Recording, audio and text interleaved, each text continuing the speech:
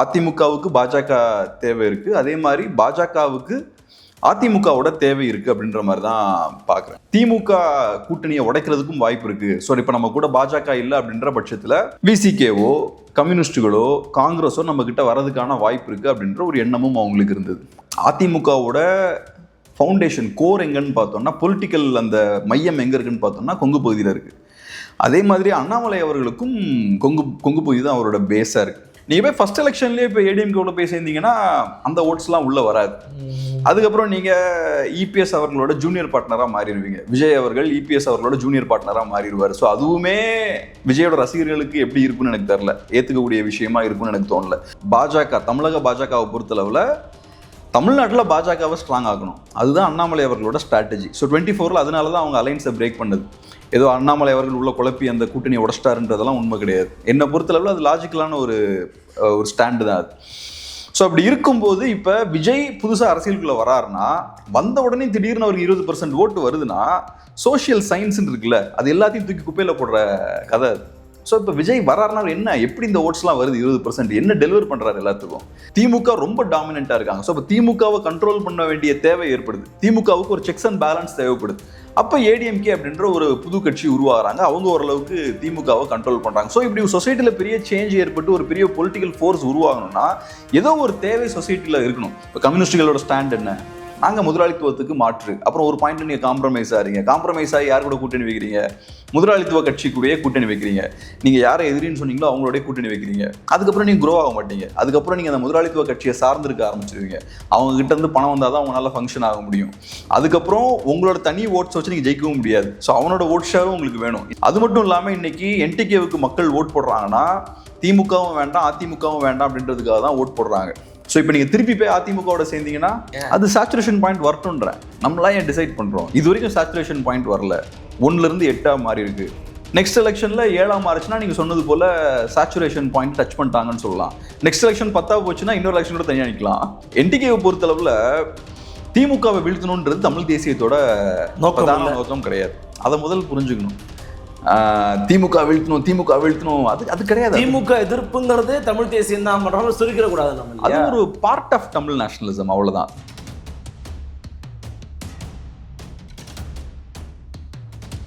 அன்னை பர்னிச்சர்ஸ், அன்னை திருமண சீர்வரிசை பொருட்கள், டிவி, ஃபிரிட்ஜ், வாஷிங் மெஷின் உள்ளிட்ட 200க்கும் மேற்பட்ட பொருட்கள் அடங்கிய திருமண சீர்வரிசை ரூபாய் 99,000 மட்டுமே. தமிழகம் முழுவதும் இலவச டோர் டெலிவரி. தொடர்புக்கு 7550014440 9345044044. நிம்மதி property management. Contact 7667008999. Fourth state Tamil நேயர்களுக்கு வணக்கம். இன்று நமது சிறப்பு விருந்தினராக இணைந்திருக்கிறார் ஊடகவியலாளர் மரியாதைக்குரிய திரு கேப்ரியல் அவர்கள். வணக்கம். வணக்கம். இப்போ அண்மையில் கேள்விப்பட்டிருப்பீங்க, அதிமுகவும் பாஜகவும் கூட்டணிக்கு ஒரு இணக்கமான ஒரு போக்கில் இருந்துகிட்டு இருக்காங்கன்ற மாதிரி செய்திகள் வெளியாகி கொண்டிருக்கிறது. ஆனால் இன்னொரு பக்கம் அப்படிலாம் இல்லை, அவரோட மீட்டப் அப்படிங்கிறது ஒரு ஜஸ்ட் ஒரு ஃபார்மலான ஒரு மீட்டிங்கு, ஒரு வழக்கை பற்றி பேச போனாருங்கிற மாதிரி சொல்கிறாங்க. பட் இது அலையன்ஸுக்கான ஒரு மீட்டிங் தான், கள்ள கூட்டணி உண்மையான கூட்டணியாக மாறிக்கிட்டு இருக்குங்கிற மாதிரி சொல்கிறாங்க. நடக்கிற நிகழ்வுகளை ஒப்பிட்டு பார்க்கும்போது உங்களுக்கு தோன்றக்கூடிய விஷயங்கள் இது எப்படி நீங்கள் எவாலுவேட் பண்ணுறீங்க? ஒன்று, எலெக்ஷன் நெருங்கிக்கிட்டே இருக்குது. இன்னொரு சைடில் பாஜக நிறைய மூவ்ஸை கையில் எடுக்கிறாங்க. அவங்க இபிஎஸ் அவர்களோட பேசுகிறாங்க, அமித்ஷா அவர்கள் இபிஎஸ் அவர்களோட பேசுகிறாரு, மற்ற அதிமுக தலைவர்களோட பேசுகிறாரு. அதுபோக அண்ணாமலை அவர்கள் டெல்லிக்கு போகிறார், அப்புறம் செங்கோட்டையன் அவர்கள் டெல்லிக்கு போகிறார். ஸோ ஏதோ ஒன்று பண்ணிகிட்டு இருக்காங்க அங்கேருந்து. நான் எப்படி பார்க்குறேன்னா, நமக்கு அஃபிஷியலாக எந்த நியூஸும் கையில் இல்லை. பட் இருந்தாலும் இந்த பாயிண்டில் அதிமுகவுக்கு பாஜக தேவை இருக்குது, அதே மாதிரி பாஜகவுக்கு அதிமுகவோட தேவை இருக்குது அப்படின்ற மாதிரி தான் பார்க்குறேன். அதிமுகவுக்கு பாஜக தேவைன்னு சொல்கிறீங்க, ஏதனால தேவை? ஏன்னா இப்போ அதிமுகவை பொறுத்தளவு இந்த எலெக்ஷனில் கண்டிப்பாக ஜெயிச்சே ஆகணும். அவங்க 23 ஏன் அந்த அலைன்ஸை பிரேக் பண்ணுறாங்கன்னா, அவங்களுக்கு அப்போ ஒரு நம்பிக்கை இருந்தது, நம்ம பாஜகவோட அலைன்ஸை பிரேக் பண்ணியாச்சுன்னா மைனாரிட்டி ஓட்ஸ் நம்மக்கிட்ட வந்துருவாங்க. அதே மாதிரி ஏதோ ஒரு பாயிண்டில் திமுக கூட்டணியை உடைக்கிறதுக்கும் வாய்ப்பு இருக்கு. ஸோ இப்போ நம்ம கூட பாஜக இல்லை அப்படின்ற பட்சத்தில் விசிகேவோ கம்யூனிஸ்டுகளோ காங்கிரஸோ நம்ம கிட்ட வரதுக்கான வாய்ப்பு இருக்கு அப்படின்ற ஒரு எண்ணமும் அவங்களுக்கு இருந்தது. இப்போ 1.5 வருஷம் 2 வருஷம் ஆயாச்சு, எதுவும் நடக்கல. மைனாரிட்டி ஓட் ஷிஃப்ட் ஆகிற மாதிரி தெரில. அதே மாதிரி கூட்டணியும் ஸ்ட்ராங்காக இருக்கு, திமுக கூட்டணியும் ஸ்ட்ராங்காக இருக்கு.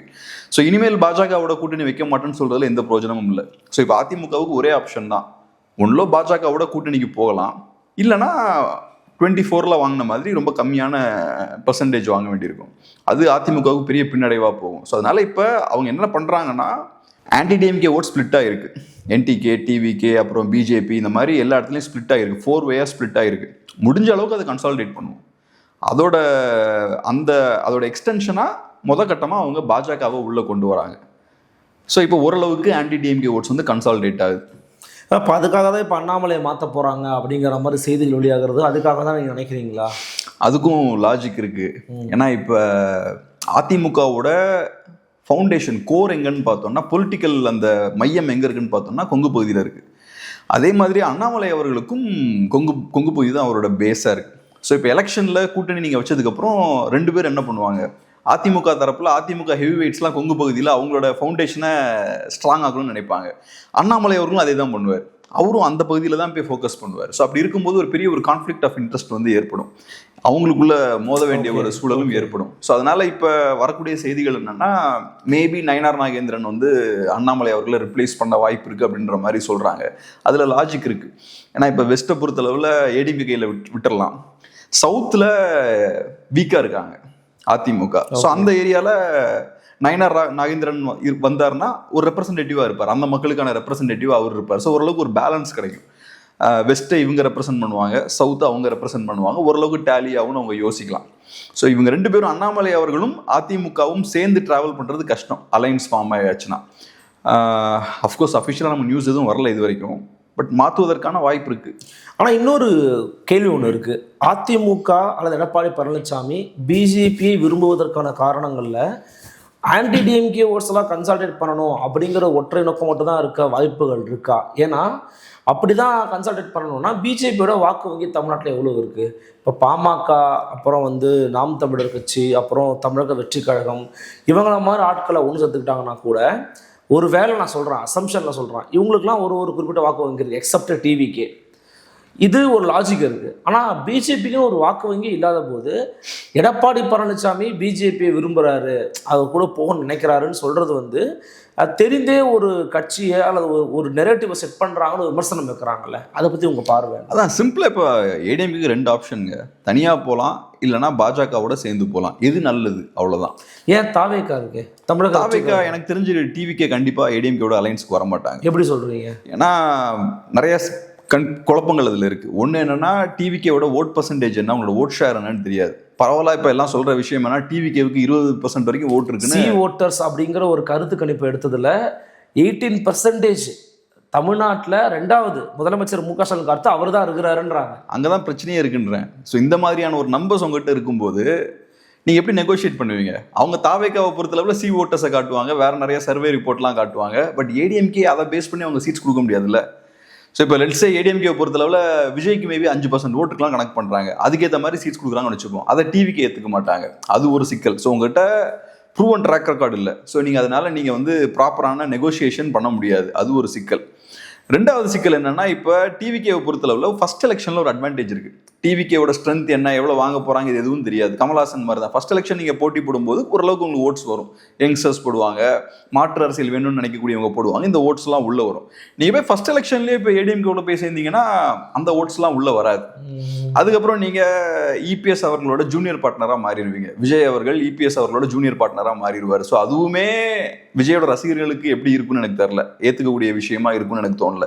ஸோ டிவிகே ஏடிஎம்கே அலைன்ஸ்ன்றது கொஞ்சம் கஷ்டமான ஒரு விஷயமா தான் நான் பார்க்குறேன். இல்லை, நீங்கள் சொல்லக்கூடிய எல்லா விஷயங்களையுமே, அதாவது விஜய்க்கு இதெல்லாம் பாதகமாக இருக்கும்னு நீங்கள் சொல்லக்கூடிய எல்லா விஷயங்களுமே ஏன் பிஜேபிக்கு பொருந்தாது?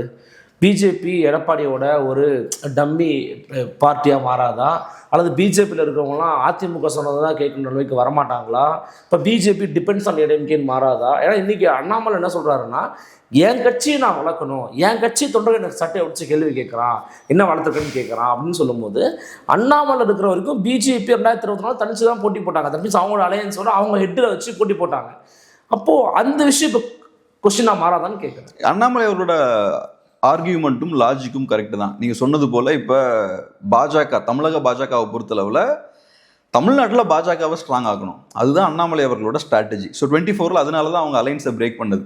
ஏதோ அண்ணாமலை அவர்கள் உள்ள குழப்பி அந்த கூட்டணியை உடச்சிட்டாருன்றதெல்லாம் உண்மை கிடையாது. என்னை பொறுத்தளவில் அது லாஜிக்கலான ஒரு ஸ்டாண்டு தான் அது. ஏன்னா இப்போ அதிமுக வீக்கானா பிஜேபி ஸ்ட்ராங் ஆகுறாங்க. ஸோ அப்போ நம்ம எதுக்கு அதிமுகவுக்கு ஆக்சிஜன் கொடுக்கணும்? அதிமுகவை நம்ம வீக் ஆக்கலாம் அப்படின்றது தான் அண்ணாமலையோட ஸ்டாண்ட். ஸோ எலெக்ஷனில் கூட்டணி வைக்காம ரிவர்ஸ் போறாரு அண்ணாமலை. ஏடிஎம்கே ரொம்ப மோசமாக தோக்குறாங்க. அதில் பாஜக வந்து பெனிஃபிட் ஆகுறாங்க. பாஜகவுக்கு அதில் பெரிய ஒரு அட்வான்டேஜ் கிடைக்குது.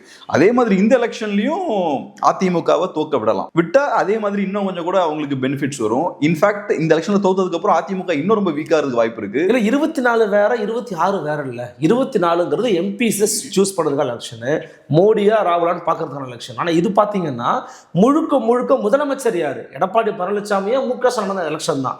அப்போ பிஜேபிக்கு தான் அதிமுக தேவையே தவிர அதிமுகவுக்கு பிஜேபி தேவையே இல்லை தானே? அதிமுகவுக்கு பிஜேபி தேவையில்லை. பிஜேபிக்கு 18, பிஜேபி அலையன்ஸுக்கு 18% ஓட்டு இருக்கு லோக்சபால. மேபி நீங்க சொன்ன மாதிரி அசம்பிளி எலெக்ஷன்ல அது 18 இல்லாம இருக்கலாம். ஆனா நீங்க 15% ஓட்டு சும்மா தூக்கி போட முடியாதுல்ல. ஏற்கனவே உங்களுக்கு டிவிகே கிட்ட நீங்க ஓட்ஸ் இழக்க போறீங்க, என்டிகே கிட்ட ஓட்ஸ் இழக்க போறீங்க, இவங்க கிட்ட நீங்க ஓட்ஸ் இழக்க முடியாது இல்ல. ஸோ நீங்க வந்து 2% இருந்தாலும் அந்த ஓட்ஸை கன்சால்டேட் தானே பண்ணி ஆகணும். இன்ஃபேக்ட் அதிமுகவுக்கு தான் அதிகமான தேவை இருக்கு இந்த அலையன்ஸை ஃபார்ம் பண்ண. ஏன்னா இது வரைக்கும் இபிஎஸ் அவர்கள் பெரிய வெற்றி எதையும் டெலிவர் பண்ணல. ஸோ கண்டிப்பாக இந்த எலெக்ஷனில் வெற்றியை டெலிவர் பண்ணியே ஆகணும். 2 எலெக்ஷன்ஸ் கண்டிப்பாகவும் தோத்தது கிடையாது அதிமுக. ஸோ இந்த எலெக்ஷனில் ஜெயிக்க வேண்டிய ஒரு கட்டாயம் இருக்கு. அப்படி இருக்கும்போது எல்லா ஆன்டி டிஎம்கே ஓட்ஸையும் ஒன்று சேர்த்து தான் ஆகணும். அதனால டெஃபினட்டாக பிஜேபி அவங்க சேர்த்து தான் ஆகணும். பிஜேபியை விட்டு அவங்களுக்கு வேற எந்த ஆப்ஷனும் கிடையாது. அதில் எதுவும் மாற்று கருத்து கிடையாது. அதுலேயே சி ஓட்டர்ஸோட கருத்து கணிப்பு பற்றி நான் கூடுதலாக ஒரு கேள்வி கேட்கணும். அவங்க 18% மேலே விஜய்க்கு வர வாய்ப்பு இருக்குது அப்படிங்கிறாங்க. நீங்கள் சொல்கிற மாதிரி விஜய் கட்சிக்காரங்க என்ன பண்ணுறாங்கன்னா, பார்த்தீங்கன்னா எங்களுக்கு எவ்வளோ ஓட்டு இருக்குன்னு சொல்லிட்டு இருக்கிறாங்க, செகண்ட் லார்ஜஸ்ட் பார்ட்டி நாங்கள் தான்ற மாதிரி அவங்க வந்து ப்ரொஜெக்ட் பண்ணிக்கிட்டு இருக்காங்க. உண்மையிலே இந்த சர்வேவெல்லாம் நீங்கள் எப்படி மதிப்பீடு பண்ணுறீங்க? அது ஓட் கிடையாது. 18%ன்றது 26க்கு அப்புறம் ப்ரூவ் ஆனதான் அது ஓட்டாக மாறும். இப்போதைக்கு அது வந்து சும்மா ஒரு கருத்து கணிப்பு தான். அது என்ன பொறுத்தளவு அதில் உண்மை இருக்கிறதுக்குலாம் வாய்ப்பே கிடையாது. நான் ஸ்ட்ராங்காக நம்ப கூட ஒரு இல்லை முழு பொய்யா இருக்க வாய்ப்பு இருக்கா? என்னோட ஸ்ட்ராங்கான நம்பிக்கை என்னன்னா, ஓட்ஸ் வாங்குறாங்களோ ஒரு கட்சி, அதுக்கும் கிரவுண்டில் இருக்கக்கூடிய கள நிலவரத்துக்கும் அரசியலுக்கும் சம்மந்தம் இருக்கு. இப்போ கொஞ்சம் மக்கள், ஒரு 30% மக்கள் அதிமுக ஓட்டு போடுறாங்கன்னா அதிமுக அந்த மக்களுக்கு ஏதோ டெலிவர் பண்ணுறாங்க. அதே மாதிரி திமுகவுக்கு ஒரு 30-35% மக்கள் வந்து வாக்களிக்கிறாங்கன்னு வச்சுப்போம். அந்த மக்களுக்கு ஏதோ திமுக டெலிவர் பண்ணுறாங்க. ஸோ அந்த வாக்குகளுக்கும் கிரவுண்டில் இருக்கக்கூடிய மக்களோட அந்த கண்டிஷன் இருக்கு இல்லையா, அதுக்கும் கரெக்டான டைரக்டான தொடர்பு இருக்குது. இதுதான் அரசியல், இதுதான் ஜனநாயகம். அதனால தான் நம்ம நம்பி போய் ஓட்டெல்லாம் போட்டுட்டு இருக்கோம். இப்போ தேமுதிகவுக்கு ஒரு 2% ஓட்டு இருக்குன்னா ஏதோ ஒரு விஷயத்தை அந்த மக்களுக்கு தேமுதிக டெலிவர் பண்ணுறாங்க. இது எல்லா கட்சிகளுக்கும் புரியும். எல்லா கட்சியும் ஏதோ ஒரு தேவையின் அடிப்படையில் தான் நம்ம சொசைட்டியில் இருக்கு. ஸோ அப்படி இருக்கும்போது இப்போ விஜய் புதுசாக அரசியலுக்குள்ள வராருன்னா, வந்த உடனே திடீர்னு அவருக்கு 20% ஓட்டு வருதுன்னா சோஷியல் சயின்ஸ்ன்னு இருக்குல்ல, அது எல்லாத்தையும் தூக்கி குப்பையில் போடுற கதை. ஸோ இப்போ விஜய் வராருனா என்ன, எப்படி இந்த ஓட்ஸ்லாம் வருது 20%, என்ன டெலிவர் பண்ணுறாரு எல்லாத்துக்கும்? களத்தில் இப்போ அதிமுகவுக்கு சில பேர் ஓட் போடுறாங்கன்னா அங்கே இருக்கக்கூடிய கவுன்சிலருக்கும் எம்எல்ஏவுக்கும் எம்பிக்கும் எல்லாருக்கும் தெரியும் என்னோட டார்கெட் என்ன, எனக்கு ஒருத்தன் ஓட்டு போடுறான்னா எதுக்கு போடுறான், எல்லாம் அதை கரெக்டாக அனலைஸ் பண்ணி கைக்குள்ள வச்சிருப்பாங்க. அந்த பேசிஸில் தான் அந்த ஓட்ஸ் வந்து ஷிஃப்ட் ஆகும். விஜய்க்கு திடீர்னு 20% ஓட் போடுறாங்கன்னா அதில் என்ன லாஜிக் இருக்குது? சும்மா அதுலேயே அந்த சி ஓட்டர்ஸோடைய அந்த அனாலிசிஸ்லேயே நான் படித்து பார்க்கும்போது விஜய் வந்து தன்னுடைய இந்த கவர்ச்சி, சினிமா கவர்ச்சி விஷயத்தை, சினிமாவில் தான் சம்பாதித்து வைக்கக்கூடிய இந்த இமேஜை ஒரு முதலீடாக பண்ணுறாரு. அரசியல் அது ஒரு முதலீடாக தான் வைக்கிறார். ஏன்னா பிரபலத்தன்மை தான் ஒரு முதலீடு. பாப்புலிஸ்ட் பார்ட்டி தான் அவருடைய பார்ட்டி. ஸோ அதை பேஸ் பண்ணி அவர் வரும்போது அதை மக்கள் வந்து பார்க்குறாங்க. குறிப்பாக விஜய் ஆதரவு அப்படிங்கிறத தாண்டி ஆன்டி டிஎம்கே மைண்ட் செட் இருக்குது, ஆன்டி இன்கம்பன்சி இருக்குது. திமுகவால் ஃபுல்லி அன்சாட்டிஸ்ஃபைடான பீப்புள் இருக்கிறாங்க. அவங்களுக்கு ஒரு சாய்ஸாக விஜய் தான் இருக்கிறாருங்கிறாங்கல்ல, நீங்கள் அப்படி பார்க்கலாம் இல்லையா? இது 2 பாயிண்ட் சொல்கிறீங்க. ஒன்று, விஜய் அவரோட அந்த ஸ்டார் இமேஜை யூஸ் பண்ணி ஓட்ஸ் அட்ராக்ட் பண்ணுவார். 2வது, ஆன்டி டிஎம்கே பொலிட்டிக்ஸும் அவருக்கு நிறைய வாக்குகளை பெற்று தரும். ப்ரோ விஜய் இருக்குன்னு அவசியம் இல்லை, ஆன்டி டிஎம்கேவாக இருக்குது. So we are going to Vijay. 2 விஷயத்தையும் நம்ம ஒவ்வொன்றா பார்ப்போம். ஒன்று, ஒருத்தன் வந்து இப்போ ஓட் போடுறான்னா அவனுக்கு சில தேவைகள் இருக்கும். இப்போ ஃபார் எக்ஸாம்பிள், இப்போ ஏடிஎம்கேக்கு ஒருத்தன் ஓட் போடுறான்னா அவனுக்கு மேபி அம்மா உணவகம் வந்து யூஸ்ஃபுல்லாக இருக்கலாம். ஸோ அவன் வந்து டிஎம்கே வருதுன்னா அவன் யோசிப்பான், டிஎம்கே வந்தால் இந்த அம்மா கேன்டீன்லாம் அவங்க க்ளோஸ் பண்ணிடுவாங்களோ அப்படின்னு யோசிப்பான். இதே இப்போ திமுகவுக்கு ஓட்டு போடுறவங்களுக்கு மேபி மாதம் 1000 ரூபா வருது, ஏடிஎம்கே வந்தால் நமக்கு பாதிக்குமோன்னு யோசிப்பாங்க. சாதாரண சாமானிய மக்களுக்கு இந்த மாதிரி நிறைய கால்குலேஷன்ஸ் இருக்கும். நான் சும்மா எக்ஸாம்பிளுக்கு ஒரு கால்குலேஷன் கொடுக்குறேன். எஜுகேஷனாக இருக்கலாம், ஏகப்பட்ட கால்குலேஷன்ஸ் இருக்கும். ஸோ இதை பேஸ் பண்ணி தான் மக்கள் வந்து வாக்களிக்கிறாங்க. அதனால தான் இதெல்லாம் புரிஞ்சுக்கிட்டு தான் நம்ம கட்சிகளும் பார்த்தோம்னா எலெக்ஷனில் சில விஷயங்களை ஸ்ட்ராட்டஜிக்காக பிளான் பண்ணி அவங்க செய்கிறாங்க. நம்மளோட கஜானாவெல்லாம் காலி பண்ணாலும் அவங்களுக்கு தெரியும் இந்த மக்களை அட்ராக்ட் பண்ணணும்னா இந்த விஷயம் எல்லாம் தேவைன்னு. ஸோ இப்போ விஜய் கிட்ட மக்கள் ஷிஃப்ட் ஆகுறாங்கன்னா விஜய் என்ன பண்றாரு, ஏன் ஷிஃப்ட் ஆகணும் அப்படின்ற ஒரு கேள்வியும் இருக்கு. டிராஸ்டிக்கலான ஒரு பொலிட்டிக்கல் சேஞ்ச் வருதுனாலே சொசைட்டில பெரிய மாற்றம் ஏற்பட்டிருக்கணும். கடைசியா நம்ம தமிழ்நாட்டில் எப்போ டிராஸ்டிக்கலான ஒரு பொலிட்டிக்கல் சேஞ்ச் நடந்தது? 67 நடந்தது. நேஷனல் பார்ட்டி வீழ்த்தப்படுது, ரீஜனல் பார்ட்டி ஒன்று பவர்ஃபுல்லாக வருது. ஸோ அப்போ ஒரு பெரிய பொலிட்டிக்கல் ஷிஃப்ட் நடக்குது. அந்த மாதிரி ஷிஃப்ட் நடக்கும்போது சொசைட்டியில் நிறைய ப்ராப்ளம்ஸ் இருக்கு.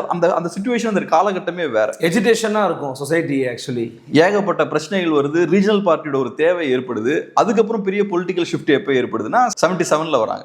ஸோ ஏடிஎம்கே 77 வரும்போது அப்போ ஒரு தேவை வருது. திமுக ரொம்ப டாமினண்டா இருக்காங்க. ஸோ அப்போ திமுகவை கண்ட்ரோல் பண்ண வேண்டிய தேவை ஏற்படுது. திமுகவுக்கு ஒரு செக்ஸ் அண்ட் பேலன்ஸ் தேவைப்படுது.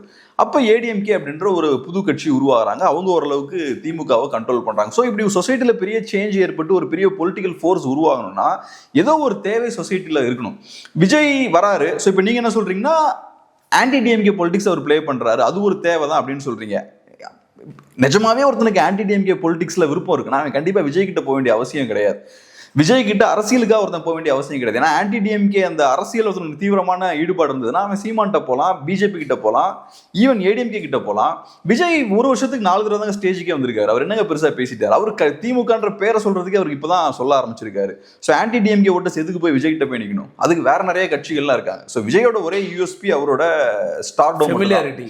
ஆமா, அதை தாண்டி அவரோட பொலிட்டிக்ஸ் பெரிய ஸ்ட்ரென்த்தா பார்க்கல.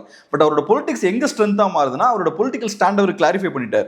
ஸோ அப்போ யாரோட ஓட்டை பிரிப்பார் அப்படின்றதுல அது ஒரு ரோல் பிளே பண்ணும். பட் அதை தாண்டி விஜயோட ஸ்டார்டோ மட்டும் தான் நான் பார்க்குறேன் முக்கியமான அவரோட ஸ்ட்ரென்த்னா.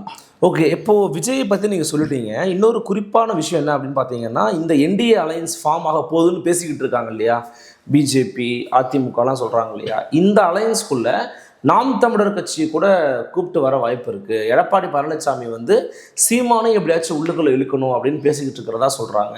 இப்போ நாம் தமிழர் கட்சி வந்து தொடர்ச்சியாக ஆன்டி பிஜேபி ஆன்டி டிஎம்கேல ரொம்ப ஸ்ட்ராங்காக இருக்கிறாங்க. தேசிய திராவிட கட்சிக்குள்ள கூட்டு இல்லை அப்படின்னு அவர் பல முறை தனியாக தான் நிற்க போகிறோன்னு அறிவித்தாலுமே கூட இதை குறித்து ஒரு பேசுபொருள் இருந்துக்கிட்டே இருக்குது. இது எப்படி பார்க்குறீங்க? இதுக்கு வாய்ப்பு இருக்கா முதல்ல?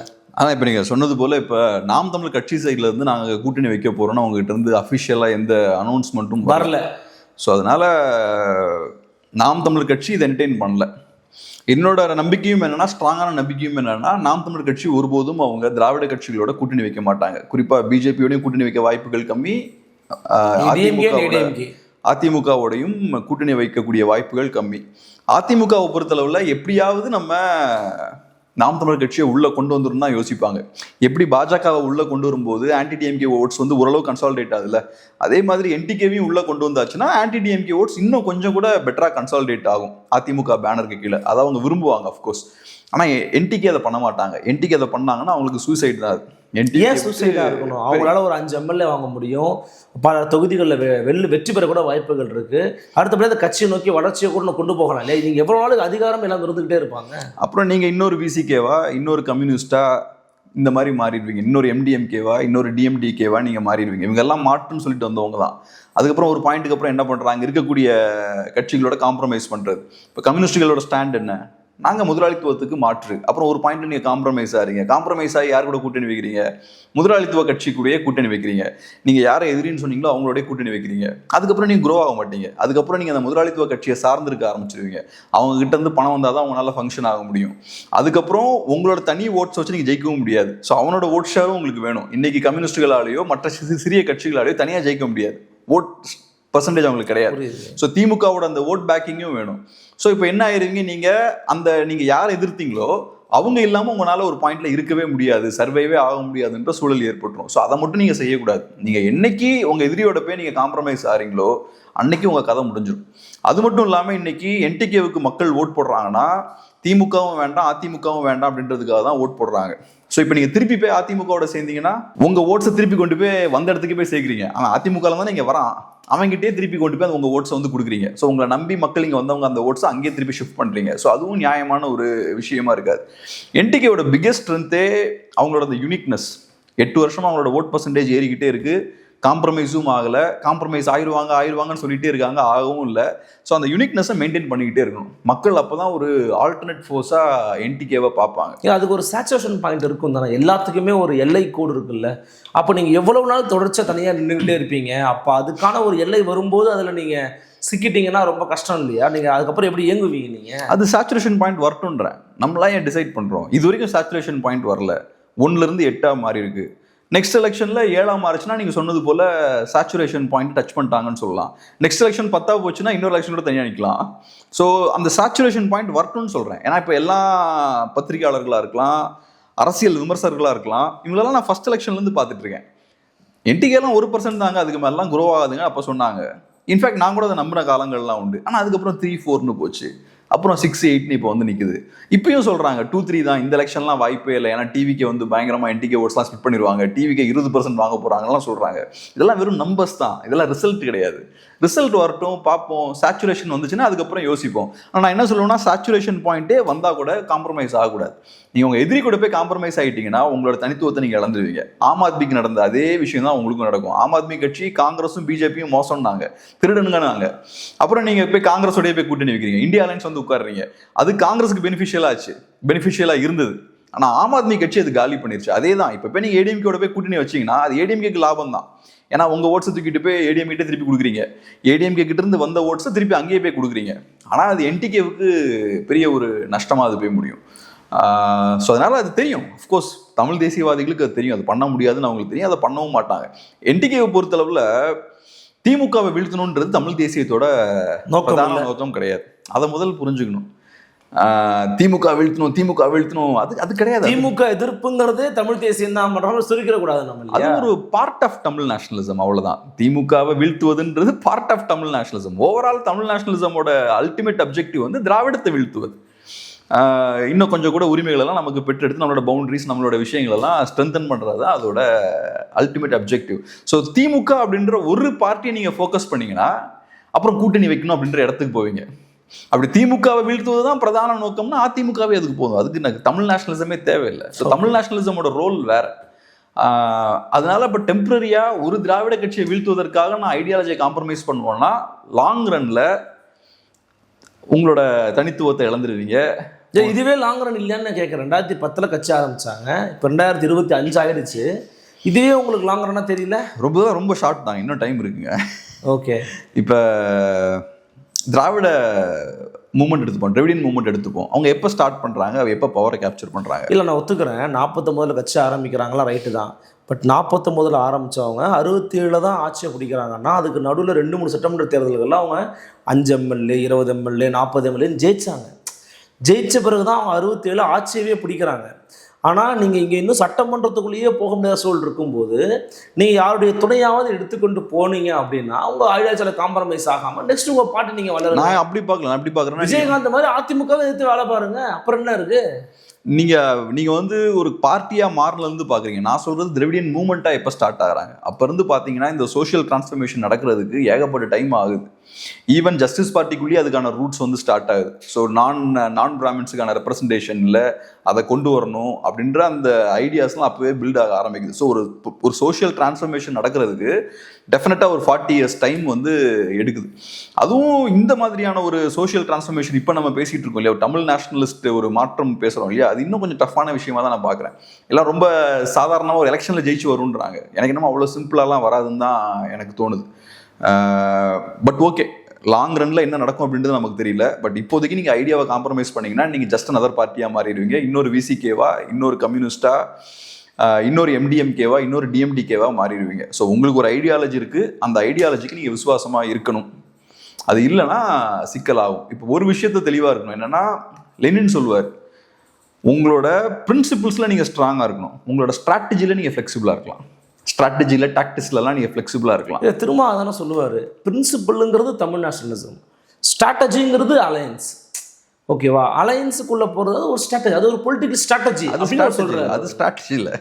இப்போ ஒரு கம்யூனிஸ்ட் பார்ட்டி போய் ஒரு முதலாளித்துவ கட்சியோட கூட்டணி வைக்கிறது ஒரு ஸ்ட்ராட்டஜி. அது ஸ்ட்ராட்டஜி இல்லை, அது பிரின்சிபல். உங்கள் பிரின்சிபலை காம்ப்ரமைஸ் பண்ணுறீங்க. ஒரு சின்ன ஒரு எக்ஸாம்பிள் சொல்கிறேன். இப்போ ரைஸ் ஆஃப் ஈவில்னு ஒரு ஃபேமஸான ஒரு படம் இருக்குது. ஹிட்லரோட லைஃப்பை வச்சு வரும். அதில் ஹிட்லருக்கு தெரியாமலே என்ன பண்ணுவாங்க, 2 கட்சியை மெர்ஜ் பண்ண முயற்சி பண்ணுவாங்க. ஹிட்லரோட கட்சியையும் இன்னொரு கட்சியும் மெர்ஜ் பண்ண முயற்சி பண்ணுவாங்க. ஹிட்லர் அப்போ டக்குன்னு உள்ளே வந்துடுவார். அவருக்கு முதுகு பின்னாடி இதை பண்ண பார்ப்பாங்க, உள்ளே வந்துடுவார். வந்து என்னடா பண்ண ட்ரை பண்ணுறீங்கன்னு இந்த மாதிரி சொல்லுவாங்க. இந்த மாதிரி நம்ம 2 இயக்கங்களையும் மெர்ஜ் பண்ண போகிறோம். இங்கே பாரு, நமக்கு சில கொள்கைகள் இருக்குது, அவனுக்கு சில கொள்கைகள் இருக்குது. 2 கட்சியும் மெர்ஜ் பண்ண முடியாது. வெவ்வேறு கொள்கைகள் உள்ள 2 கட்சியை மெர்ஜ் பண்ண முடியாது. ஏன்னா மெர்ஜர்னு வரும்போது 2 ஈக்குவல் அண்டர்ஸ்டாண்டிங் இருக்கவங்களா நீங்கள் மெர்ஜ் பண்ண முடியும். என் கொள்கையை நீ ஏற்ற தான் அவனை மெர்ஜ் பண்ண முடியும். உனக்கு வேணும்னா உன் கட்சியிலேருந்து என் கட்சியிலேருந்து சேர்ந்துக்க, ஆனால் மெர்ஜ் பண்ண முடியாது அப்படின்னு சொல்லுவார். அதே தான் எலெக்ஷன்லையும். எலெக்ஷனில் நீங்கள் சேர்றீங்கன்னா என்ன அடிப்படையில் சேர்றீங்க? ஆன்டி பிஜேபி, ஆன்டி மோடி, அது கொள்கை கிடையாது. பிரின்சிபிள்ன்றது உங்கள் பிரின்சிபிள் என்ன சார்?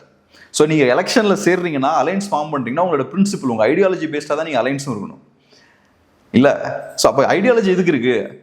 நீங்க சொல்றது அது வேற, பொலிட்டிக்ஸ் வேற. இன்னைக்கு ஒரு பொலிட்டிக்கல் நீட் இருக்கு, அது வேற. ஆனா நீங்க ஒரு அலைன்ஸ் ஃபார்ம் பண்றீங்கன்னா அது பிரின்சிபிள்டு அலைன்ஸா இருக்கணும். அது ஒரு ஐடியாலஜி, ஒரு சித்தாந்தத்தின் மேலதான் அந்த அலைன்ஸ் வந்து ஃபார்ம் ஆயிருக்கும்.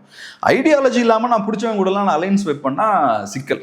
அது ஐடியாலஜி இல்லாத கட்சி பண்ணலாம், விஜய் பண்ணலாம். அது எந்த கட்சியில வேணாலும் அவர் கூட்டணி வைக்கலாம், இங்க பேச்சுவார்த்தை நடத்தலாம், அங்க பேச்சுவார்த்தை நடத்தலாம்.